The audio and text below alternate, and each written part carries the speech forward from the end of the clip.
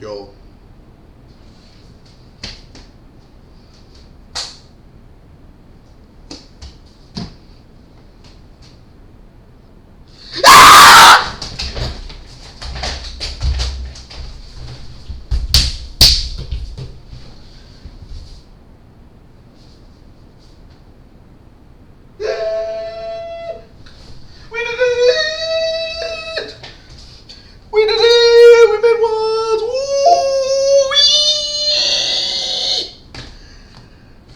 Okay, I'm gonna talk about Worlds now. Not Worlds, I'm gonna talk about Day 2. So, my round 1 of Day 2, I'm not gonna talk too much, I'm just gonna discuss it a little bit. First off, let me get the sexy team sheet. Look at that. Among Us crossed out and everything. Only 5 Pokemon and we hit top 4. So, my round 1 was against an undefeated player. And they were using Lunala Miraidon.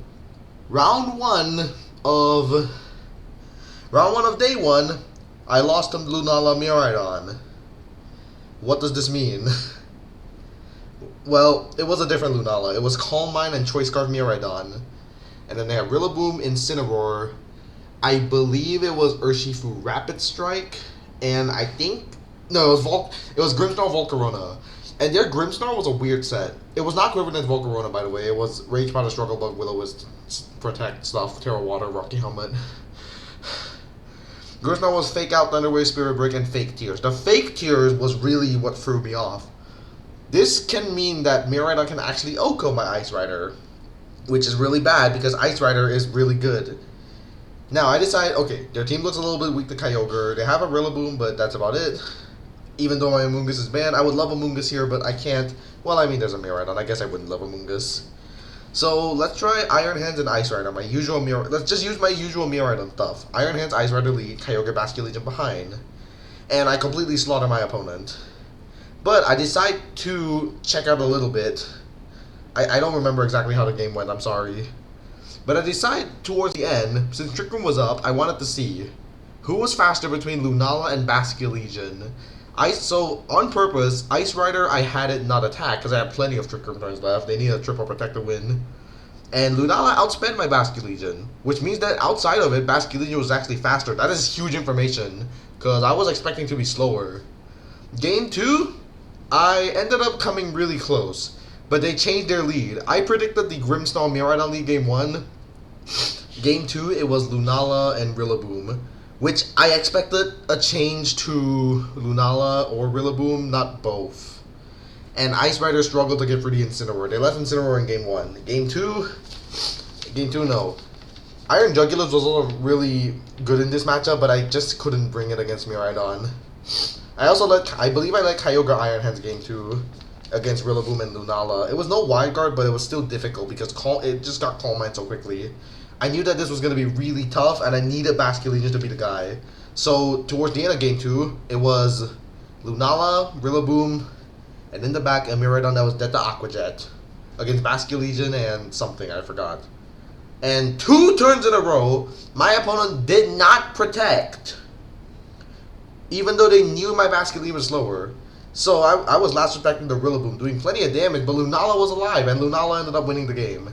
So I'm like, okay, why didn't he protect Lunala? Was that a hard read? And I'm like, oh, wait. He expected me to protect. He thought his Rillaboom's Grassy Glide OHKO'd my Basculegion, so he thought I was going to protect.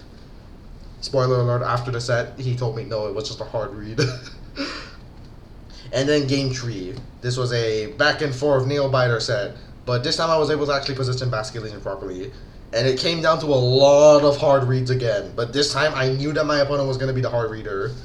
I didn't know that it was a hard read. I still thought they were thinking Grassy Glide OHKO Basculegion, which would mean it would be attack invested Rillaboom, but it really didn't seem attack invested that much.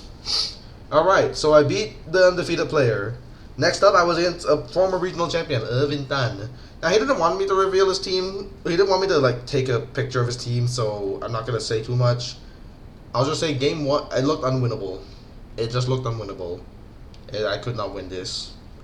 So, I just threw Pokemon at him. I was already qualified for Worlds at that point, so I just said, okay, go random BS. He led two Pokemon that I wasn't expecting. I only expected one of them to lead, not both together again. And then I led Calabash Ice Rider and Iron Jugulus. And then I actually won. I don't know how. Ice Rider just won the game. He could not break Ice Rider. So I'm like, okay, Ice Rider's doing well. I wonder how little of that. So game 2, I decided to lead Ice Rider Kyogre. This way, if he tries to focus on Ice Rider, my Kyogre's down here. And is able to fire off attacks for free. He leads the exact same. It's a little bit annoying, but I am able to make a couple good predictions. And then I freeze him with Ice Beam. I felt really bad. The freeze was very important because it meant I could just bring in Iron Jugulus and then just spam Glacial Lands and win. So boom. Okay, my top 4. This was the match I lost. I got haxed. Did I hax myself? No, I did not. No, I did not hax them. No, I got haxed. This was a very different... This was the #1 worst matchup for my team. Kyogre, Zacian, Roaring Moon, which is faster than my Jugulus, Chien-Pao, which hits everyone hard, Urshifu Rapid Strike, thankfully no close combat, and the final Pokemon was their own Amoonguss. Amoonguss was here to haunt me on the opposing team. So game 1, how did that go? I let Iron Hands Iron Hands Ice Rider, I think, into Kyogre and Urshifu. Turn 1, I Terrestrialize Iron Hands immediately because I need an actual water resist. My Kyogre is not kind of a water resist. Basculegion, no. I need an actual water resist. So I use Iron Hands, and it's a back and forth, and eventually Basculegion it comes down to a Basculegion versus Chien-Pao endgame. 2 turns of rain left. And Chien-Pao's Focus Sash already broken by Last Respects. I'm very happy about the Last Respects play, by the way. Wave Crash, I might have died to recoil, not so sure. Last Respects, it was 150 base power, did plenty of damage to Chien-Pao, put in Aqua Jet range. 2 turns left. They did not get a double protect, and I Aqua Jet and KO'd Chien-Pao with Rain Up. Game 1-1.